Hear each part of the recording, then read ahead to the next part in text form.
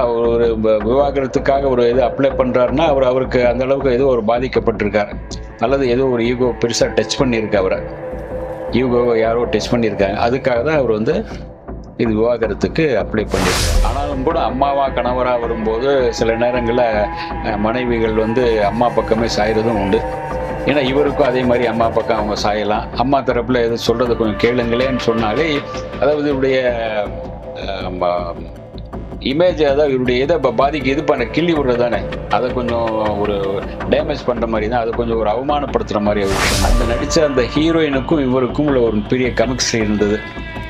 ஒரு 2 பேரும் லவ் பண்றாங்க. 2 பேரும் தனியா சந்திச்சுட்டாங்க. 2 பேருக்கும் ஒரு இது வந்துடுச்சு அப்படின்னு ஒரு சில பேச்சு வந்தது.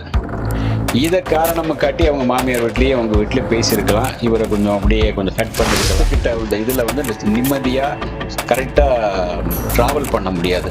இதுக்கெல்லாம் ஒரு பாதிப்பு ஏற்படும்ங்கிறனால அவர் வந்து இத வந்து தவிர்க்க பார்க்கிறாரா என்னன்னு தெரியல.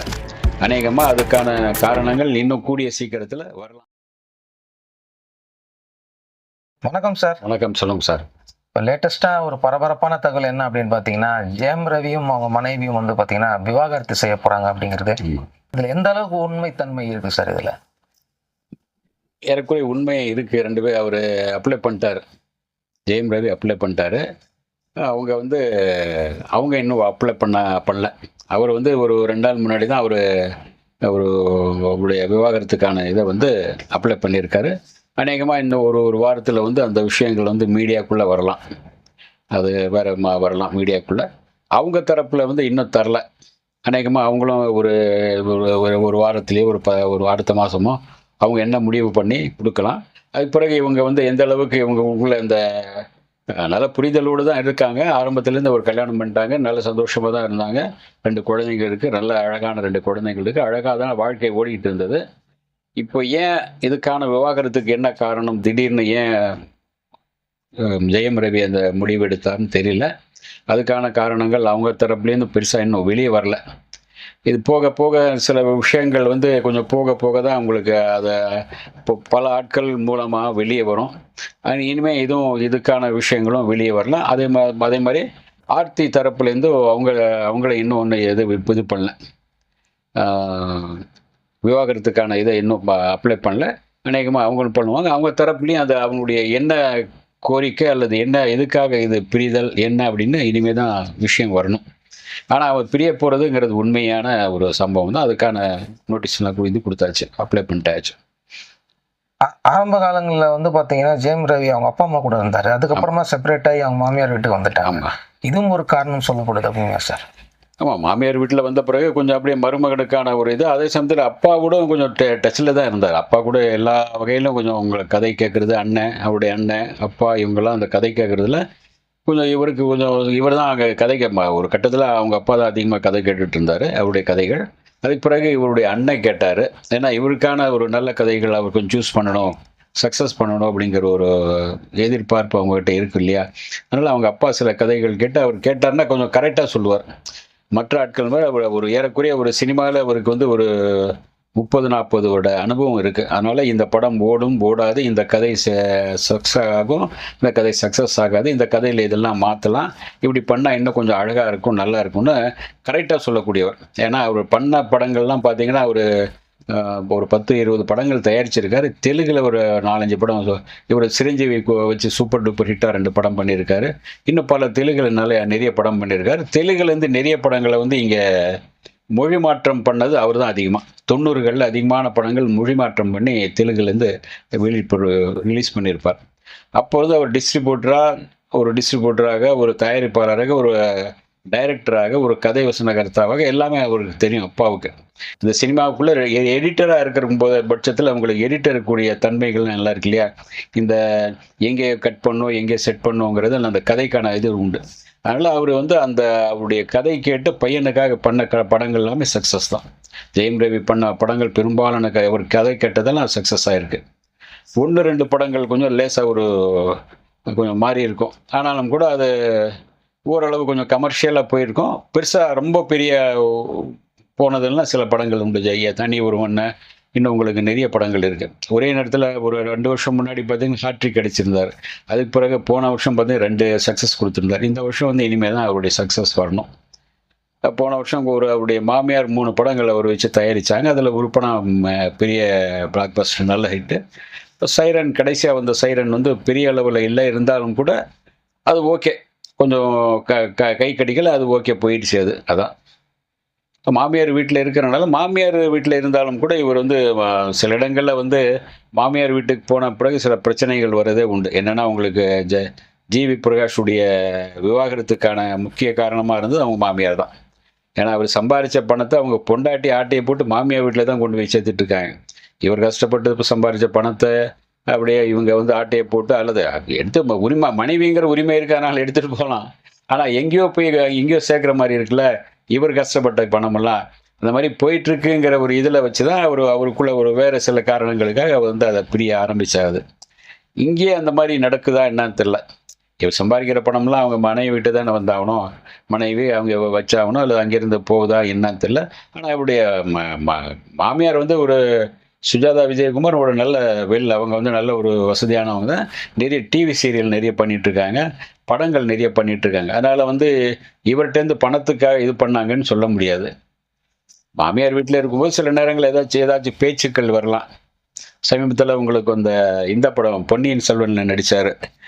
நடித்த அந்த ஹீரோயினுக்கும் இவருக்கும் உள்ள ஒரு பெரிய கெமிஸ்ட்ரி இருந்தது. ஒரு 2 பேரும் லவ் பண்ணுறாங்க, 2 பேரும் தனியாக சந்திச்சுட்டாங்க, 2 பேருக்கும் ஒரு இது வந்துடுச்சு அப்படின்னு ஒரு சில பேச்சு வந்தது. இதை காரணமாக காட்டி அவங்க மாமியார் வீட்லேயே அவங்க வீட்லேயே பேசியிருக்கலாம். இவரை அப்படியே கொஞ்சம் ஹட் பண்ணியிருக்கலாம். என்ன புரிஞ்சிக்கலையே அப்படிங்கிறனால கொஞ்சம் இவருக்கு கோவம் வந்தாலும் வந்திருக்கலாம். இது ஒரு காரணம் சொல்லப்பட்டது.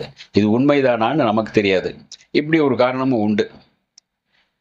அதே சமயத்தில் உங்களுக்கு வந்து அவர் போயிட்டு ஒரு விவாகரத்துக்காக ஒரு இது அப்ளை பண்ணுறாருன்னா அவருக்கு அந்த அளவுக்கு ஏதோ ஒரு பாதிக்கப்பட்டிருக்காரு, அல்லது ஏதோ ஒரு ஈகோ பெருசாக டச் பண்ணியிருக்கு. அவரை ஈகோவை யாரோ டச் பண்ணியிருக்காங்க. அதுக்காக தான் அவர் வந்து இது விவாகரத்துக்கு அப்ளை பண்ணியிருக்கார். மற்றபடி ஒரு நல்ல ஒரு பர்சன் தான். அவருடைய பெரும்பாலும் சமீப காலமாக வந்து ஒரு 20-25 படங்களுக்கு மேலே வந்துருச்சுன்னு நினைக்கிறேன். அதில் ஒரு 1-2 படங்கள் தான் சுமார். ஃபஸ்ட்டு படமே உங்களுக்கு ஜெயம், அதுலேருந்து தொடங்கிச்சுன்னா ஜெயம், அவங்க அண்ணன் இவரை வச்சு பண்ண சந்தோஷ் சுப்பிரமணியம், இதெல்லாமே ஒரு நல்ல படங்கள். சம்திங் உனக்கும் எனக்கும், அப்புறம் சந்தோஷ் சுப்பிரமணியம், அவருடைய அண்ணன் பண்ண தனி உறவுன்னு இதெல்லாமே பண்ண படங்கள்லாம் ஒரு சூப்பர் டூப்பர் ஹிட் படங்கள். அவருக்காக செலக்ட் பண்ணப்பட்ட, அதாவது அவங்க அப்பா கதை செலக்ட் பண்ணும்போது, அவங்க அண்ணன் செலக்ட் பண்ணும்போதெல்லாம் இவருக்கு சக்ஸஸ்க்கான படங்களாகவே இருந்தது. இப்போது மாமியார் தரப்புலேருந்து அவங்களும் கொஞ்சம் இவருக்காக கதை கேட்குறேன் அப்படின்னு சில கதைகள் கேட்டு அது சரியாக சில சொதப்புச்சு. சில படங்கள் சரியா அவங்க தயாரித்த 3 படங்கள்லேயே 2 படம் பெருசாக போகலை. அது காரணம் அவங்களே தான் அந்த கதை கேட்டு இவங்க ஓகே பண்ணது. சரி, மாமியார் ஓகே பண்ண கதை சரி, அவங்களும் பிடிச்சிருக்கு பிறகு ஒரு நடிக்க நடித்தார். அது பெருசாக போகல. இந்த ஒரு நெருடலும் இருக்கலாம். தனக்கான கதைகள் கேட்டு ஒரு சொதப்பலான கதைகள் கேட்கும்போது அது ஒரு பெருசாக போகலைன்னா இவரு தானே பாதிக்கும், இவருடைய லைஃப் தானே பாதிக்கும், ஒரு கேரியர் வந்து பெருசாக பாதிக்கும்.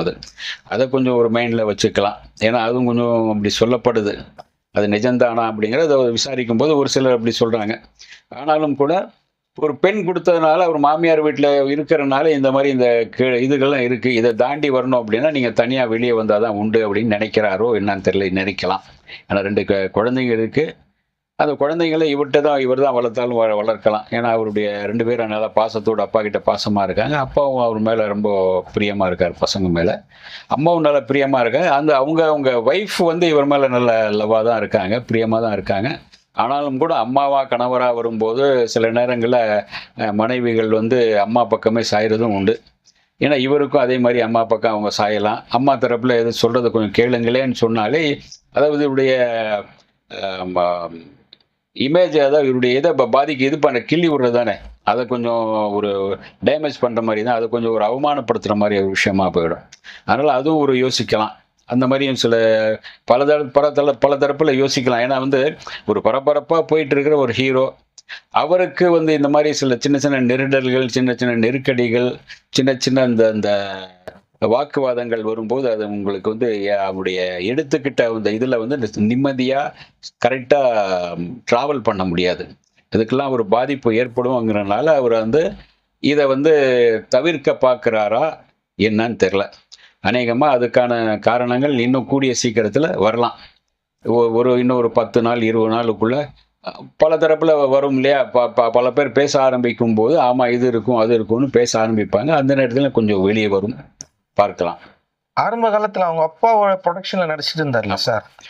இந்த ப்ரொடக்ஷன்ல திடீர்னு விட்டுட்டு இந்த ப்ரொடக்ஷனுக்கு வர்றதுக்கு என்ன சார் காரணம்? ஏன் திரும்ப அவங்க அப்பாவோட ப்ரொடக்ஷன்ல நடிக்கல? இது அப்பாவுடைய புரொடக்ஷன் ஆரம்பத்துல வந்து என்னன்னா, அவர் அப்பா வந்து அவரை உருவாக்குறார். உருவாக்கி ஒரு ஒரு ஹீரோவா உருவாக்கின் போது, எப்பவுமே நம்ம சொந்த படங்களே பண்ணிட்டு இருந்தோம்னா, என்ன ஒரு பேர் இருக்கும்னா, இவங்க வந்து ஓடுனாலும், ஓடாவிட்டாலும் ஓடிச்சுன்னு சும்மா சொல்லுவாங்க. இவங்களா பண்ற சொந்த படம் தானே இது. அதனால சொந்த படம் தான் பண்றாங்க. வெளியேருந்து யாரும் கூப்பிடல போட்டு இப்படி ஒரு டேமேஜ் வரும். வெளியேருந்து யாரும் இவர் கூப்பிடல, சொந்த படம் தான் பண்ணிட்டு, அப்படியே ஏதோ காலத்த தள்ளிக்கிட்டு இருக்காரு அப்படிங்கிற மாரி இந்த மாரியும் பேசுவாங்க. இதெல்லாம் இந்த மாரி ஒரு பேச்சு வந்துறக்கூடாதுங்கிறனால வந்து அவரே வந்து சொந்த படம் ஒண்ணு பண்ணாலும் கூட வெளி படங்கள் பண்ணோம் நெறைய. வெளி படங்கள் பண்ணும்போது தான் இவங்க வந்து நெறைய இவங்களுக்கான ஒரு மார்க்கெட் இன்னும் விரிவடையும். பல பேர் வந்து இவர்கிட்ட வந்து ஒரு கதை சொல்ல பல பேர் வருவாங்க. சரி இவர் அப்பா அவருடைய சொந்த கம்பெனிக்கு மட்டும் தான் நடிக்கிறான்னு தெரிஞ்சா அவங்கள யாருமே இங்க வரமாட்டாங்க. அது ஒரு பெரிய பாதிப்பு. அதனால வந்து அவங்க அப்பாவுடைய இதில் டச்லயே இருந்தாரு. இருந்தாலும் கூட வெளி கம்பெனிகள்ல படங்கள் வந்து பண்ண ஆரம்பிச்சது அதனால தான். வெளி கம்பெனி பண்ண படங்களும் ஏறக்குறைய உங்களுக்கு கோமாளி உட்பட நிறைய போயிருக்கு சிலது. ஏன்னா வெளி கம்பெனி வரும்போது தான் உங்களுக்கு உங்களுடைய ஒரு மார்க்கெட் வேல்யூ தெரியும். நமக்கு இவ்வளோ மார்க்கெட் இருக்கு, நமக்கு இவ்வளோ போயிருக்கு அப்படின்னு. ஏன்னா அப்பா பண்ணும்போது நல்லா பண்ணியிருக்கேன்னு போயிடலாம். ஏன்னா வந்து அவங்க வந்து அவங்களுடைய பப்ளிசிட்டியில தூக்கிட்டு போயிடலாம். வெளியே பண்ணும்போது தான் உங்களுக்கு வந்து அவருடைய பிஸ்னஸ் வேல்யூ என்ன, இவருக்கான சம்பள வேல்யூ என்ன அப்படி என்னெல்லாம் தெரியும், விஷயங்கள்லாம் தெரியும். அதனால் பெரும்பாலான நாட்கள் வெளியே பண்ணும்போது தான் வெளிப்படையா இந்த கதை நல்லா இருக்கு, நல்லா இல்லைன்னு இவங்களும் கருத்து சொல்ல முடியும். அதை மாற்றுங்கன்னு சொல்ல முடியும். அந்த டைரக்டர் பண்ணி சரியா பண்ணலை அப்படிங்கிறது சொல்ல முடியும். அதனால உங்களுக்கு வெளி கம்பெனிகளை பண்றது நல்லதுதான். அதாவது ஜி.வி. பிரகாஷ்குமார் சொன்னார்ல சார், எனக்கு ப்ரொஃபஷனலா நான் கொஞ்சம் வந்து முன்னாடி போகணும்னு நினைக்கிறேன், அதனால நான் ஒரு கேப் விட்டுக்கிறேன் அப்படின்னு சொல்றாரு. அதே மாதிரி தான் ஜெயம் ரவி தான் சுத்தி பாத்தீங்கன்னா அந்த இடத்துல தான் வந்து நிக்குது. இப்ப அதுக்கும் இதுக்கும் ஒத்து போகுது அப்படின்றீங்களா? இல்ல, ஏறக்குறைய அப்படித்தானே இருக்கு. நீங்க ஜி.வி. பிரகாஷும் வந்து அவருடைய மாமியார் தரப்புல இருந்து அங்கே போன பிறகு அவர் மாமியார் வந்து அவருடைய சில நெருக்கடிகள், அப்ப அரசியல் ரீதியான ஒரு நெருக்கடி. இவர் வந்து வேற மாதிரி ஒரு தமிழ் உணர்வாளரா, திராவிட உணர்வாளரா இருக்கும்போது அவங்க மாமியார் வந்து இவர் ஒரு சங்கி மாதிரி வேறொரு தளத்தில் கூப்பிட்டு போறாங்க. அது ஒண்ணு. அதை தாண்டி வந்து இவர் மாமியார் பக்கமே மனைவி சாஞ்சிக்கிட்டு இங்கிருந்து சம்பாதிக்கிற பணம் உட்பட எல்லாம் அங்கே போயிட்டு இருக்கும்போது அது ஒரு இது. அப்புறம் இதுக்காக நீங்க இரவும் பகலா மனக்கெட்டு நம்முடைய விஷயங்கள் எல்லாமே கொஞ்சம் இது சரியா வரல, கொஞ்சம் கரியர் கொஞ்சம் ஆடிடுச்சு. ஆமா, அது கரியர் கொஞ்சம் ஆடிடுச்சு. வந்து நம்ம சம்பாரிச்சதெல்லாம் ஏதோ போகுது, எங்கோ போகுது அப்படிங்கிற மாதிரி அது ஒரு இதெல்லாம் இருக்கு இல்லையா? அதனால வந்து கொஞ்சம் கொஞ்சம் நிதானிச்சு யோசிச்சு மறுபடியும் கொஞ்சம் பார்ப்போம், அப்புறம் பார்க்கலாம் அப்படிங்கிற அந்த மாதிரி இதுதான் அது. ஆனா அவர் படங்கள் மேல கொஞ்சம் கான்சென்ட்ரேஷன் பண்ணணும்னு ஆரம்பிக்கிறாரு. இன்னும் பெரிய பெரிய ப்ராஜெக்ட் எல்லாம் பண்ணணும். இது வந்து வெளியே வந்து பண்ணணும். ஏன்னா இவருக்கும் அதே மாதிரி உங்களுக்கு அவருடைய அண்ணன் கூட நிறைய ப்ராஜெக்ட் இருக்கு, வெளியிருந்து நிறைய வருது. இதெல்லாம் கேட்டு பண்றதுக்கு உங்களுக்கு ஒரு பொறுமை, அதே சமயத்தில் ஒரு மைண்டு கொஞ்சம் ரிலாக்ஸாக இருக்கணும். கொஞ்சம் இந்த பிரச்சனைகள் நெருடல்கள்லாம் இருந்துச்சுன்னா அவங்களுக்கு ஒன்றும் பண்ண முடியாது. இதை தாண்டி வரணும். ஃபேமிலிங்கிறது எப்பவுமே பிரச்சனை இல்லாமல் அமைதியாக இருந்துச்சுன்னா அவங்களுக்கு வந்து அந்த ஓடிட்டே இருக்கும். ஏன்னா அவங்களும் ஒரு ஆதரவாக இருப்பாங்க. அது வந்து நம்முடைய ஒரே அலைவரிசையில் இருக்கும் பட்சத்தில் நல்லா இருக்கும். அது ஒரு அலைவரிசையில் இடையில கொஞ்சம் மாறும்போது இது இந்த மாதிரி நெருடல்கள், இந்த மாதிரி ஒரு சின்ன சின்ன மோதல்கள், சின்ன சின்ன ஒரு மனக்கசப்புகள்லாம் வர ஆரம்பிச்சிடும். இதுலேருந்து நம்ம ரிலாக்ஸ் ஆகிட்டு வெளியே வரணும்னு பார்க்கலான்னு நினைக்கிறேன். ஆனால் ஜெயம் ரவி தூரத்துல இருந்து பார்க்கும்போது அவங்க ஒரு நல்ல தம்பதிகள், ஆமா, அந்த மாதிரி தான் எல்லாருக்குமே தெரிஞ்சுது. எனக்கு பர்சனலாக ஜெயம் ரவி ரொம்ப பிடிக்கும். அந்த அளவுக்கு திமிர்த்தனம் இல்லாத ஒரு நல்ல மனுஷனா தான் தெரிஞ்சாரு. இப்ப இவர் இது மாதிரி எடுக்கிறாருங்கிறது வந்து நம்மளால நம்பவே முடியலையே. யார் முதல்ல இதை அணுகுனது அப்படின்னு? இல்ல, முதல்ல இவங்க தான் பண்ணியிருக்காரு. இவர் தரப்புல தான் போயிருக்காங்க. முதல்ல போயிட்டு வக்கீல்கிட்ட இது பண்ணியிருக்காங்க. அவங்க தரப்புல இன்னும் பண்ணல. ஏன்னா ஒரு மனமொத்த தம்பதியா நல்ல ஒரு இதாக தான் இருந்தாங்க, சந்தோஷமா நல்ல மகிழ்ச்சியோடு தான் இருந்தாங்க. அது என்ன காரணம்ங்கிறது பெருசா இன்னும் வெளியே வரல. ஒரு சரியான காரணம் வரல, இதுக்காக தான் அப்படின்னு. ஏன்னா அவங்களும் சொல்ல மாட்டாங்க. இது சொன்னால் கொஞ்சம் ஒரு கணவன் மனைவி விஷயங்கள் வெளியெல்லாம் வரக்கூடாதுன்னு நினைப்பாங்க. குடும்ப விஷயங்கள் வெளியே போகக்கூடாதுன்னு நினைப்பாங்க. இவங்களும் நினைப்பாங்க, அவங்களும் நினைப்பாங்க. அதில் முடிஞ்ச வரைக்கும் கொஞ்சம் மூடி வச்சுட்டு, இவங்க 2 பேரையும் ஒண்ணா சேர்த்து, மறுபடியும் ஒண்ணா சேர்ந்து வாழக்கூடிய சூழ்நிலை உருவாக்குவோம்னு 2 பக்கமும் யோசிப்பாங்க. அதுதான். இப்ப நாமளும் யோசிக்கிறது, இப்ப நல்லா இருக்கட்டுமே, மறுபடியும் அவங்க சேர்ந்து வாழ்ந்தா தான் நல்லது அப்படின்னு நாம நினைக்கலாம். ஏன்னா குழந்தைகள் இருக்காங்க. அந்த ஓரளவு தோளுக்கு வளர்ந்த அளவுக்கு குழந்தைங்க வளர்ந்தாச்சு கொஞ்சம் 2 பசங்க. அவங்களுடைய இதை வந்து அப்பா, அம்மா சேர்ந்து இருக்கும்போது அவங்களுக்கு ஒரு பூஸ்ட், அதுதான் ஒரு சந்தோஷம், ஒரு மகிழ்ச்சி, அவங்க வளர்ச்சிக்கான ஒரு நல்ல அதுதான். இவங்களுக்குள்ளே ஒரு புரிதல் இல்லாம, ஒரு இது இல்லாம இருந்துச்சுன்னா, அவங்களுக்கும் ஒரு பாதிக்கும். அதனால இவங்க வந்து இன்னும், அதாவது நீங்க கோர்ட்டுக்கு போன பிறகு கூட 1 வருஷம் இது குடுப்பாங்க. நீங்க சேர்ந்து வாழுறத பத்தி யோசிங்க அப்படின்னு. அதுக்கான அந்த ரிகல்சர் தானே அது. மறுபடியும் ஒரு ஒத்திகை, மறுபடியும் பேச்சுவார்த்தை நடத்தலாம். அவங்க குடும்பத்திலேருந்து, இவங்க குடும்பத்திலேருந்து வரலாம். பெரியவங்க உட்கார்ந்து பேசலாம். இவங்ககிட்டயும் கொஞ்சம் மனம் விட்டு பேசுறதுக்கான ஒரு சூழல் உருவாகலாம். அப்போ எப்படி ஆகுதுன்னு பார்க்கலாம். இப்ப அவங்க வந்து பாத்தீங்கன்னா இன்ஸ்டாகிராம்ல ஆமா, ரீல்ஸ் போட்டிருக்காங்க. ஆமா, கவிதையே தெரியுமா சாங் ஆமா, வச்சிருக்காங்க. ஆனா வெளில வர சங்கதி என்னன்னா விவாகரத்து. இதை நம்ம எப்படி எடுத்துக்கலாம்? அப்ப இது ரூமர் தானா? ஆமா. காதல் அது ஒரு வாழ்க்கை. காதல் இல்லாத வாழ்க்கை. அது ஒரு வாழ்க்கை தான் அது. காதல் இல்ல. அது வாழ்க்கை தான். அது காதலா நினைச்சாலும் அது வாழ்க்கை தான். வெறும் காதலா மட்டும் கடந்து போய் முடியாது. அது வாழ்க்கை தான் அப்படின்னு சொல்றாங்க. அதை வந்து நான் வந்து அவரை மிஸ் பண்ண நான் விரும்பலைங்கிற மாதிரி தான் அவங்க சொல்றாங்க. அவரை மிஸ் பண்ண விரும்பலைங்கிறதுக்கான ஒரு காரணத்தோடு தான் அதை சொல்றாங்க. இவர் கொஞ்சம் இவர் மிஸ் பண்ணவும் இவரும் விரும்பியிருக்க மாட்டார். ஏதோ சில காரணங்கள் வந்து இவரை வந்து அவங்க மிஸ் பண்ணணும்னு இது பண்ண வச்சிருக்கு, தூண்டிருக்கு. கோபத்திலேயே ஏதோ ஒரு ஆற்றாமையிலோ இதில் வந்திருக்கு. அது எப்படின்னு என்னன்னு தெரியல. அது வந்து அவர் சில நேரங்களில் வெளியே வரும்போது அது வந்து சரி பெரிய விஷயமா சின்ன விஷயமா, சில நேரங்களில் இப்போ தனுஷ் மேட்ரினாச்சும் உங்களுக்கு வந்து அவரை பற்றி வெவ்வேறு விஷயங்கள் வந்ததுனால அவங்க இது பண்ணாங்க. அதே மாதிரி அவரை பற்றி அவங்கள பற்றியும் ஒரு விஷயங்கள் வரும்போது இவர் சொன்னார். அவங்க தரப்பில் அவங்க குற்றச்சாட்டு, இவங்க தரப்பில் அவங்க குற்றச்சாட்டு, அது கண் முன்னே தெரிஞ்சது. இவங்க தரப்பில் இப்போ யாரும் குற்றச்சாட்டு வைக்கல. இப்போதான் வந்து 2 நாள் ஆயிருக்கு. இப்போதான் அவர் அப்ளை பண்ணி ஒரு 2 நாள் ஆயிருக்கு. நேற்று முந்தாண்டு தான் பண்ணாங்க, அப்ளை பண்ணாங்க. நேற்று தான், ஒரு நாள் முன்னாடி தான் பண்ணாங்க. இன்னைக்கு வந்து அது வந்து இதாயிருக்கு. முந்தாநேத்து பண்ணது முந்தாநேத்து சாயந்தரம், நேற்றுலேருந்து இன்னைக்கு வரைக்கும் ஒரு 3 நாள் ஆயிருக்கு. இனிமே வந்து உங்களுக்கு வந்து அந்த விஷயங்கள் வெளியே வரும். அப்போதான் என்ன ஏதுங்கிற விஷயங்கள் தெரியும். சரி, நம்மளுடைய நோக்கம் என்ன அப்படின்னா, இந்த நியூஸ் பார்த்தாவது இதை வந்து அவங்க தவிர்த்துட்டு மீண்டும் 2 பேர் சேர்ந்து வாழணும் அப்படிங்கிறது தான். ஏன்னா நியூஸா வரும்போதே வந்து பாத்தீங்கன்னா என்ன இப்படின்னு நினைக்கிறாங்க. இது வந்து அடுத்த லெவலுக்கு போச்சுன்னா அது இதை விட இன்னும் ரசிகர்களுக்கும் ரொம்ப அதிர்ச்சியா இருக்கும். என்னடா அடுத்த நடிகர்கள் தொடர்ந்து விவாகரத்து பண்றாங்களே அப்படிங்கிற மாதிரி. அதுவும் நானும் விரும்புகிறோம், அவங்க அப்பாவும் அதான் விரும்புகிறார். மறுபடியும் சந்தோஷமா சேர்ந்து இருக்கட்டும். ஏன் இப்படி போயிட்டு இதாகிட்டு குடும்பத்தில் ஒன்றும் ஒரு மாதிரியாக இருக்கு. இதை பற்றி ஒரு வெளியே பேச நமக்கு அவருக்கு ஒரு இதாக இருக்கும்ல, என்னாச்சு ஏதாச்சுன்னா அது விளக்கம் சொல்லிகிட்டே இருக்க வேண்டிய அது ஒரு பெரிய தர்ம சங்கடம். ஒவ்வொருத்தர் கேட்டுட்டு இருப்பாங்க, தெரிஞ்சவங்க என்ன ஏன் அப்படின்னா, நீங்கள் இதுக்கு விளக்கம் சொல்லி நமக்கு மாளாது. இதுதாங்க அதுதாங்க அப்படின்னு காரணம் சொல்லி ஆகணும், ஏன்னு சொல்லி ஆகணும். அதனால் முடிஞ்ச அளவுக்கு அவங்க தரப்பில் வந்து இப்போ அவங்க தரப்பில் வந்து ஃபோன் சுவிட்ச் ஆஃப் பண்ணி வச்சுடுறாங்க, ஃபோன் எடுக்காமல் விட்டுறாங்க. அது ஆனால் அவங்க அப்பா வந்து அவங்க சேர்ந்து இருந்தால் ஒரு மகிழ்ச்சி தான், பார்க்கலாம் அப்படின்னு நினைக்கிறாரு. ஆமாம். சரி, அது வந்து அவங்க மறுத்து வேற ஏதாவது அவங்க சொன்னா கூட நம்ம கண்டிப்பா அதுல ஒளிபரப்பலாம். அவங்க தரப்புல இருந்து ஏதாவது ஒரு அறிக்கையோ ஏதோ ஒன்று சொன்னாங்கன்னா கூட அதையும் நம்ம வந்து பாத்தீங்கன்னா ஒளிபரப்பதான். நன்றி சார், மீண்டும் சந்திக்கலாம் சார். நன்றி.